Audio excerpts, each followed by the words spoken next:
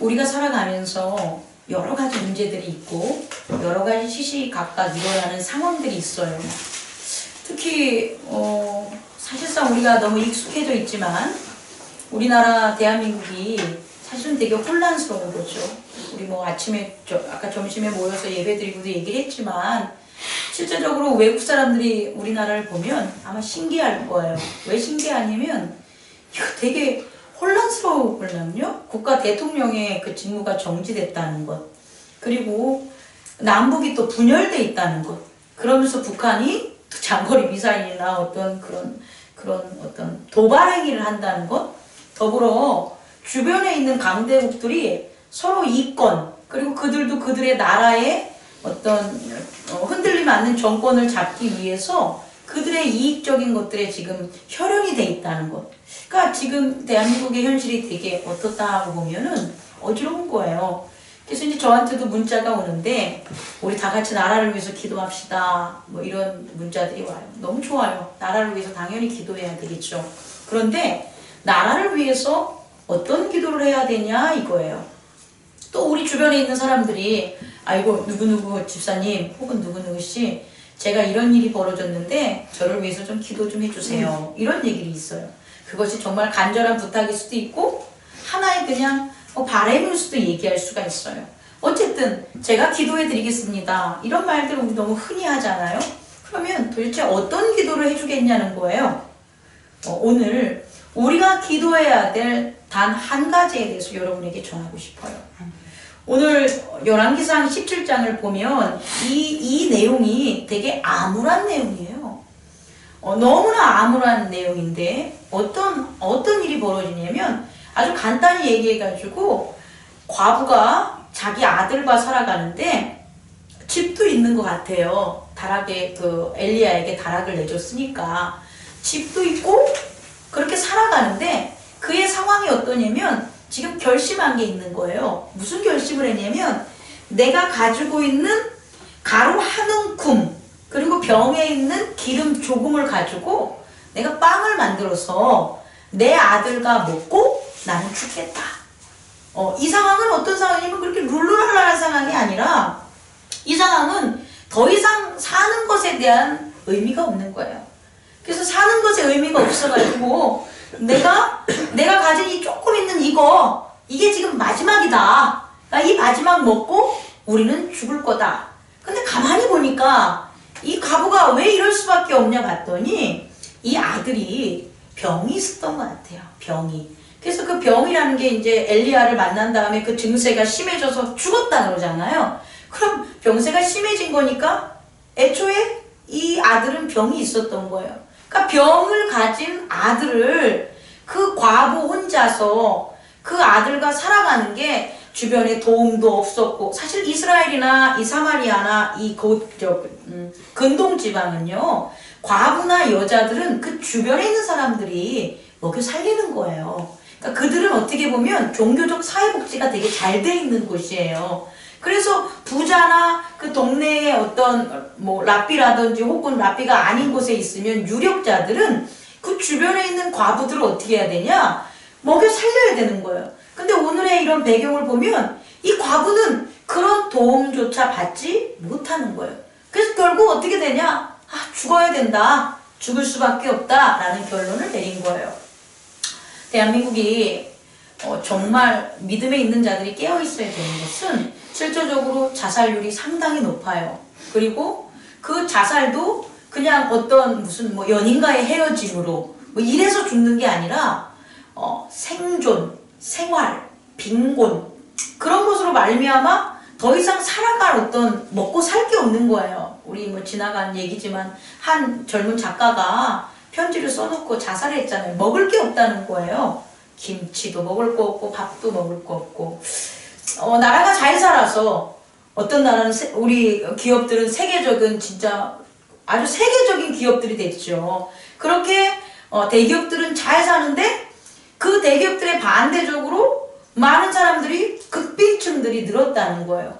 또 사회적으로 사회복지가 예전보다는 잘 되고 있는데 그 사회복지의 사각지대 다시 말해서 국가나 이웃이나 그런 곳에 도움을 받지 못한 사람들이 많이 늘어서 내가 스스로 죽음을 결정하는 거죠. 자, 이런 일들은 원인이 뭘까요? 그 사람들이 우리 전후 세대들 우리 장 권사님, 최 권사님은 아이고 지금 몸뚱아리가 허우대가 멀쩡한데 나가서 뭐라도 해도 먹고 살지 굶어 살아 이런 말 할 수 있는데 사실은 무엇인가 일을 해서 살려는 것 자체가 우리 마음이 하게 해야지 그게 하는 거지. 그 마음이 하지 못하게 하면 못하는 거거든요. 그러면 우리들의 마음들이 이렇게 절망적이고 위태롭게 하고 이렇게 만드는 그 근본적인 원인이 뭐냐라는 걸 이제 우리 기독교인들, 하나님을 섬기는 자들은 깨달아야 된다는 거예요. 단순히 하나님께 기도한다. 기도하는 거 좋아요. 근데 그 기도가 보수를 위한 기도, 진보를 위한 기도, 이데올로기를 위한 기도, 어떤 부와 경제적인 번영을 위한 기도, 이런 기도는 우리가 하는 기도가 아니에요. 이런 기도는 세상이 하는 기도예요. 세상은 이런 기도예요. 어떻게 기도하냐? 우와, 내가 정권을 잡아가지고 이 세상을 다스리기를 원합니다. 우리 같은 어떤 이런 보수적인 이념을 가진 사람들이 정권을 잡아야지 우리나라가 잘 돼. 이런 것들은 세상이 하는 기도예요. 아니에요. 썩은 것들을 갖다 다 도려내야 돼. 적폐청산해야 돼. 그러니까 우리가 우리 정권을 잡아야 돼. 이렇게 해서 기도하는 것은 세상의 기도라는 거예요. 그럼 우리의 기도는 뭐냐는 거예요? 우리는 그런 세상의 기도를 대변하려고 예수 그리스도의 십자가의 피값으로 우리가 여기서 예배드리는 게 아니에요. 그의 몸으로 교회가 세워진 게 아니에요. 우리 기독교인들은 하나님을 섬기는 주 예수 그리스도의 그런 신앙을 가진 기독교 공동체는 무엇을 해야 되냐면 우상이 있냐 없냐를 확인해야 돼요. 우상. 우리는 너무도 익숙하게 우상들이 없어 이렇게 생각을 해요. 근데 아니에요. 지난 우리 전후세대 권사님들 기억해봐요. 보릿고개가 있기 전에 그리고 구한말 얼마나 우상들이 득실득실 거렸어요. 제가 이런 거 설명하는 거 조금 어색하죠. 그런데 정말 우상이라는 게 사람의 이성과 사람 아무리 공부를 잘하고 하버드 나와도 소용이 없어요. 우상이 들어가면 우상을 섬기면 합리적인 생각이 가려져요. 그리고 지식이 이기적인 지식으로 바뀌어요. 그래서 남을 바라보고 공동체를 보고 하나님을 보는 그런 지식이 아니라 자기가 살려는 지식, 그리고 자기가 섬기는 우상과 싸바싸바 해가지고 자기만 잘 되고 나머지들은 정복하고 다스리고 그들을 핍박하고 착취하려는 것들이 우상을 섬기는 시대라는 말이에요. 오늘날 우리가 이렇게 봤을 때는 시골에 가다 보면 무슨 그 나무 같은 것들, 무슨 당 같은 것 지금은 안 하죠. 그죠? 옛날같이 안 하죠. 그죠? 근데 형태가 바뀌었어요. 어떻게 바뀌었냐면 전통문화 복원. 전통문화 복원. 혹은 곳곳에 숨어있는 점집들. 그리고 철학이라는 그런 어떤 가면, 철학이라는 그런 사주팔자 그거를 갖다 학문이라고 우겨대면서 철학관들과 운세가 얼마나 많이 지금 퍼져 있는지 몰라요. 어쩌면 아주 구한말이라든지 이런 말도 다 잘 안 썼는데 구한말은 웃기다. 아무쪼록 일제시대 이후에 조선 후기에 혹은 6.25 직후 그런 어떤 보릿고개 이럴 때 막 했었던 형태는 아니에요. 하지만 중요한 건 그 이상으로 지금 대한민국에는 뭐가 있냐? 우상들이 섬기고 있다는 거예요. 우상들이 이렇게 득실거리는 이유는 뭐냐면 하나님을 섬기는 자가 바르게 서 있지 않기 때문이에요. 기독교, 적어도 모든 사람이 하나님의 백성이라는 천부 인권, 이게 기독교 예수 그리스도가 전한 그 진리이자 이게 엄청난 은혜 아니겠습니까? 이 은혜는 모두가 함께 잘 사는 거예요. 부자들은 그 부유함이 은혜로 생각해서 가난한 사람들에게 베푸는 거고, 가난한 사람들은 자기가 가난하지만 부자들이 하나님의 도움으로 그의 은혜로 자기들에게 베푼 은혜를 감사함으로 생애 끝이 없는 소망과 아름다움을 느끼면서 자기의 자리에서 기쁘게 살아가는 게 하나님께서 허락하신 기독교의 그런 아주 중심된 은혜 가운데 진리라는 거예요. 은혜의 진리라는 거예요. 근데 이것이 무너진 거예요. 사실상 이것이 무너진 거예요. 이것이 무너졌는데 무엇을 기도하고 있냐는 거예요. 저는 오늘 우리가 나라를 위해서 기도를 하기를 만약에 선포되고 우리가 해야죠. 한다면 우리는 다른 기도하지 마세요. 어떤 대통령이 나오면 잘 다스릴 거야. 어떤 대통령이 나오면 못 다스릴 거야. 이런 얘기도 하지 마세요. 우상이 성행하는 나라는 어떠한 대통령이 나와도 그가 하는 게 안 먹혀요. 왜? 우상 숭배의 마음을 빼앗기 때문이에요. 우리 대한민국이 우상 숭배에서 벗어나는 우상이 세워진 것들을 부서뜨릴 수 있는 믿음의 자녀들이 세워지기를 기도해야 돼요. 오늘 열왕기상 17장에 이와 같은 과부가 병든 자식과 함께 마지막 식사를 하고 자살을 하고 죽으려고 모든 희망과 소망을 내려놓은 이유는 어디에 있냐면 과부의 무능에도 있지 않고 그 아들의 병에도 있지 않아요. 이 근본적인 원인은 16장에 그 나라의 왕인 아합 왕이 우상을 숭배하고 하나님을 섬겨야 될 그곳에 바알 신전을 세우고 거기다가 제사를 지내고 이방의 신에 있는 이방의 우상을 가지고 온 와이프 이사벨을 여왕으로 했기 때문에 지금 나라 자체가 우상인 거예요. 아이 목사님, 하나님은 능력이 아주 뛰어나니까 그냥 우상들을 짓밟으면 되지 않아요? 발로 뻥 차버리면 되지 않아요? 이렇게 얘기를 할 수 있어요. 그러면 어떤 일이 벌어질까요? 제가 우리 이제 촬영이 되니까 하나님이 우상 숭배를 해 이스라엘이. 그래서 우리가 바라는 것처럼 발로 뻥 차. 그럼 어떻게 될까요? 너도 죽어. 너도 죽는 거예요.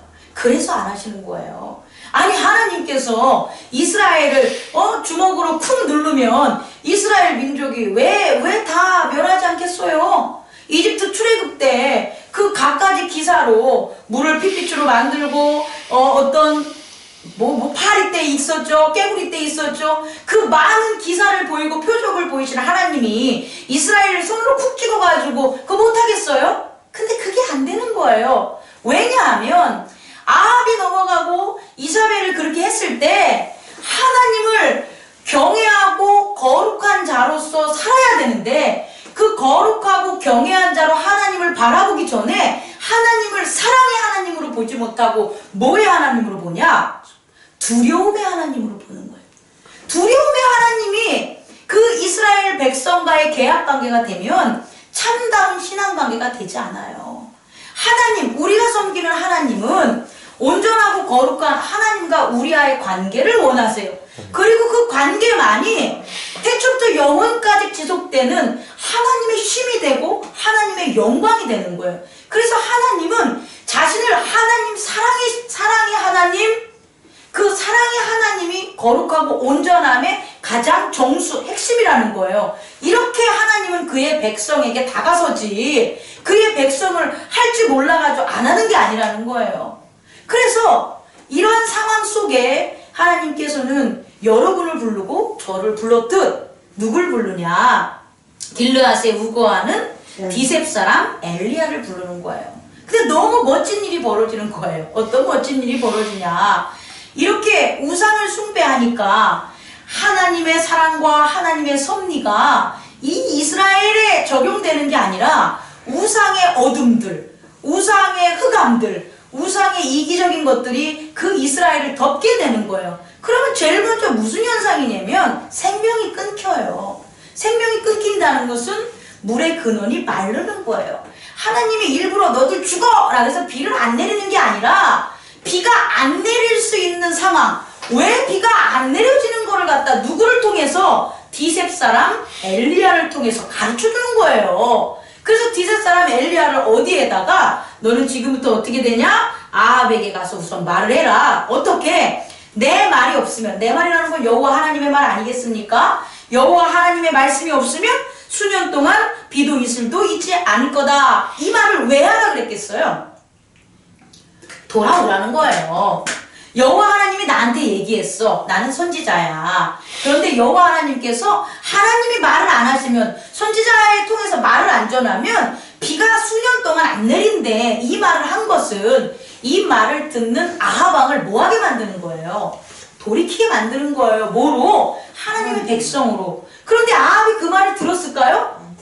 안 들었죠. 자, 우리의 삶과 적용해야 돼요. 우리가 신앙생활을 하는 고비고비마다 하나님께서는 우리를 불러요. 하나님은 우리의 장래를 알고 있고요. 우리의 삶의 세세한 세밀한 모든 것들을 다 알고 계세요. 그래서 우리가 고난과 힘들 때마다 혹은 우리 주변에 있는 여러 환경들을 우리는 보지 못하지만 하나님은 보시고 우리를 부른단 말이에요. 그래서 말씀으로 우리에게 전해줘요. 그런데 그거를 듣지를 못하는 거예요.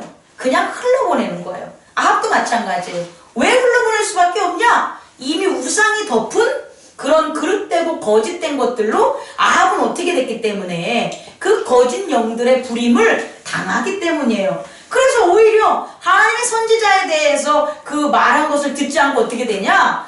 엘리야를 죽이려고 했겠죠. 그런데 엘리야를 죽이려고 했을 때 아합 왕이 죽였다는 말은 없어요. 그렇다면 아합의 귀와 눈을 멀게 하는 우상 숭배하는 자들의 이간질이 있었겠죠. 나중에 엘리야와 함께 그런 어떤 재단을 쌓고 불이 내리는 걸 경합하는 그런 애들이 있을 거 아니에요? 이집트의 누구처럼, 그렇죠, 요술사들, 술사들처럼 그런 사람들 때문에 이런 것 때문에 엘리야의 말을 안 들을 수 있다는 거예요. 더군다나 안 듣는 게 아니라 이들 우상 섬기는 자는 어떻게 하냐면 저거 죽이세요.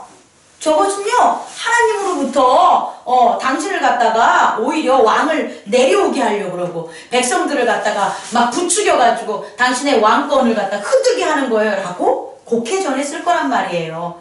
뭐 그런 경우들 많잖아요. 잘못 전하는 거, 대통령이 잘못된 소리를 들었을 때 너무나 많은 그런 일들이 벌어지는 게 우리 국민들은 지금 잘 알고 있잖아요. 어떤 누구 한 사람과 어떤 바르지 못한 사람들이 있다면, 그럴 때 그때 하나님은 엘리야를 어떻게 한다? 피신시켜요. 어디로? 여기는 그릿 시냇가로 이제 숨기는 거예요. 근데 그릿 시냇가를 제가 생각할 때는 골짜기 같아요. 왜냐하면 골짜기에 숨기겠지 평야에 숨기겠어요? 아합이 지금 찾아 돌아다닐 텐데, 그래서 아마 산 깊은 물이 나오는 어떤 근원된 그런 골짜기가 아닐까. 그래서 거기서 있어라 너가. 그러면 이제 신호가 오는데 어떤 신호가 오냐면 너는 거기서 있어서 우선 물을 마셔. 그러면 누가 까마귀들이 너한테 고기랑 먹을 것을 갖다 줄 거야. 그럼 그걸 먹고 지낸 거예요. 그런데 그릿 시냇가가 마를 때가 와요. 그럼 그 그릿 시냇가라는 물의 근원이 마르면 그 도시는 어떻겠냐는 거예요.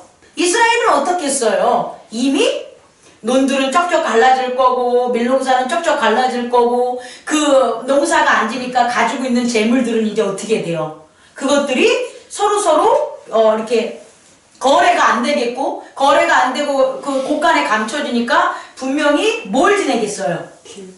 기후제라는 어떤 이방신에게 또 제사를 지내면서 국가에서는 어떻게 돼요? 그 남은 곡식들을 착취해 가겠죠. 가져가겠죠. 그러니까 정말 과부같이 사는 그런 가난한 사람들은 도움의 손길이 가장 먼저 끊기게 되는 그런 상황으로 가게 된 거라는 거예요. 그랬을 때 시냇가가 마를 때 여호와 하나님의 말씀이 한 번 더 있는 거예요. 뭐냐? 이제 네가 어떻게 해라? 내려가라. 이렇게 하나님의 자녀들은 하나님이 살지 못하는 것을 가르쳐주는 게 아니라 살려는 방법들을 가르쳐주고 구원하는 방법들을 가르쳐줘요. 그런데 지금 여러분에게 이렇게 엘리야처럼 하나님의 말씀이 임했다고 생각해 보세요. 여러분이 가장 두려워해요. 그런 사람들 앞에 가서 이렇게 얘기를 해라. 그랬을 때 여러분이 따를 수가 있을까? 저는 지금 안 돼요 라고 한다면 더 우리가 믿음 생활을 하시기를 바랍니다. 저 또한 또 그렇게 가서 전했는데 이것은 전하면 오히려 면류관을 받고 상급을 받아야 되는데 오히려 목숨이 위태로워. 그래서 쫓기는 사람이 돼. 그랬을 때 또 아무도 살지 않는 어떤 산속 깊은 곳에 가가지고 살라고 하면 여러분들이 예 하고 가겠냐는 거예요. 그쵸? 그런데 우리가 배워야 될 또 하나는 엘리야에 순종하는 게 앉아서 통성으로 기도하는 것보다 더 어떻다? 귀하다는 거예요. 우리는요, 예수 그리스도를 따르는 자들은 입으로 따르는 게 아니라 순종함으로 따르는 거예요. 예수 그리스도를 따라간다는 건 하나님께 순종하는 거예요. 그래서 이렇게 우리 고난주 처음으로 했지만 여러분들이 이렇게 다 자리를 채우시고 오전에 나와서 예배를 드리니까 저는 정말 뿌듯합니다. 그리고 하나님께서 그때그때 이끌어가면서 하라고 저한테 마음 주시는 게 우리 성도님들이 따라주는 그 순종 때문에 더 결실이 됐고 저는 더 장래에 계획을 세우고 어떻게 하면 더 많은 사람들과 함께 이와 같은 아름다운 하나님과 예배드리는 시간을 더 확장할 수 있을까를 고민하는 거죠. 그 하나의 어떤 작은 예지만 기뻐하고 감사하는 게 오늘 또 한 집사님 오셨을 때 아이고 난 그렇게 좋아하는 거 처음 봤어. 아주 고기가 먹고 싶어 아주 죽겠다는 거예요. 죽겠다는 거예요. 근데 우리가 그랬잖아요. 어제 그랬죠. 우리 유집사님이 고기 사온다 그랬더니 고난 주간에 무슨 고기냐 이렇게 얘기를 했는데 아니 마음속에 사오랄 때 아멘으로 받으면 되는 거야. 우리는 몰라도 그죠? 그런데 그렇게 하셨는데 또 한 집사님 그리고 우리 오 집사님 오늘 엄청 우리 어르신들이 너무 잘 드셨어요. 기쁘다는 거예요. 어떻게 보면 우리의 이성적인 생각으로 보면 야 고난주 쫄쫄 굶어가면서 금식해가면서 그렇게 우리가 십자가 짊어간다 하는데 그렇게 고기 먹고 이렇게 하는 게 좀 그래잖아요. 그럴 수 있잖아요. 근데 하나님께서 하시는 일대로 했을 때 우리가 기쁘다면 그것이 십자가의 고난 아니겠습니까? 네. 저는 순종 이런 것에서 예수 그리스도도 그 고난과 역경이 있지만 분명히 그 고난의 길에 섰을 때 어쨌든 배신을 해도 쫓아나온 베드로를 받고 그리고 가냐바의 그 안에 뜰에 들어가서 안으로 들어갔을 때 요한 사랑하는 자가 같이 쫓아왔고 그리고 병정한테 막 침뱉고 뭐 했지만 다시 어떻게 돼요? 십자가를 짊어갈 쯤에 누가? 구레나 사람 요셉이 와가지고 대신 치료해주고 가다가 막 가는데 아이고 마음에 좀 엄마를 보고 싶은데 마지막 십자가를 달릴 때 자기의 사랑하는 제자가 마리아 엄마와 함께 그 여자들과 있는 그 모습도 보여주고 저는 그런 하나하나의 순간순간들이 예수 그리스도가 우리가 눈으로 보면 고난 같지만 하나님이 임재하는 것 예수 그리스도가 믿는 바라는 모든 것들에 순간순간이 다 이루어졌다고 보는 거죠. 우리 교회도 마찬가지예요. 겉으로 보는 게 뭐가 중요합니까? 하지만 우리가 엘리야와 같은 순종, 예수 그리스도와 같은 순종을 할 때 우리들이 감히 알 수도 없고 계획도 하지 못했던 하나님의 임재하심에 대한 그 기쁨의 열매들을 나눌 수가 있다는 거죠. 그래서 오늘 말씀을 좀 보면서 바로 이 엘리야의 모습을 우리가 닮아야 되지 않을까 하는 생각을 합니다. 그리고 내려와서 정말 갔더니 사르밧 과부를 만난 거예요. 그리고 이미 하나님께서 여기서 쭉 17장에 나오는 건 뭐냐면 내가 까마귀들에게 명령하리라 내가 그곳 과부에게 명령하리라 내가 모아노라 이렇게 나와요. 다시 말해 이거는 아까 우리 오전에 했던 것처럼 하나님이 뭐하고 하나님이 뭐하고 하나님이 뭐하고 하는 것 같은 임재예요. 임재. 우리 또한 지금 우리가 함께 고난주를 이렇게 하는 게 내가 너희들에게 말씀을 선포하겠다. 내가 너희들에게 믿음을 더하게 하겠다. 내가 너희들에게 기쁨을 주겠다라는 하나님의 임재라는 거예요. 우리 교회의 모든 성도들이 그 하나님의 임재를 깨닫길 바랍니다. 네. 그래서 왔을 때 사르밧 과부는 거절할 수 없는 거예요. 사실상 먹고 죽을 거니까 내가 먹고 살 것 같으면 아마 양보 안 했을 거예요. 우리가 먹어야지 살지 이랬는데 그게 아니라 죽기로 각오했으니까 그냥 우리는 먹어도 죽고 안 먹어도 죽으니까 이 귀한 하나님의 사람 뭐하자 대접이나 하자라고 해서 아마 순종했을 거예요. 그런데 그 순종하는 한 명 엘리야의 순종이 결국은 절망과 좌절에 빠지고 하나님의 음성을 듣지 않았지만 무식하고 무지하고 알지 못하지만 결국 또 하나의 순종을 낳는다는 거예요. 그게 바로 뭐다? 사르밧 과부의 바로 순종이라는 거예요. 그 순종의 순종, 이대라고 할까요? 이렇게 두 번째로 건너가니까 기적이 일어나는 거예요. 어떤 기적? 엘리야가 산속에서 까마귀가 먹을 거 갖다 주고 사는 게 쉬워요? 그 기적을 엘리야는 경험한 거잖아요. 그런데 엘리야가 먹여다 주는 기적을 누가? 사르밧 과부가 얻은 거예요. 기적이 연속해서 릴레이를 이룬 거예요. 그리고 그거로만 만족하고 이제 먹을 게 떨어지지 않고 빵이 떨어지지 않고 그 다음에 기름이 떨어지지 않는 오병이어가 일어난 거죠. 엘리야로 인해서. 그런데 어떤 일이 벌어지냐? 하나님께서는 단순히 지금 엘리야를 세우고 엘리야를 그 계곡으로 부르시고 다시 마을로 전달한 게 먹을 거 없는 사람 먹을 거 주려고 부른 게 아니에요. 예수 그리스도를 이 땅에 보내신 게 병든 자 병 고쳐주려고 그런 거 아니에요. 먹을 거 없는 가난한 자한테 부하게 해주려고 예수 그리스도 온 게 아니라는 거예요.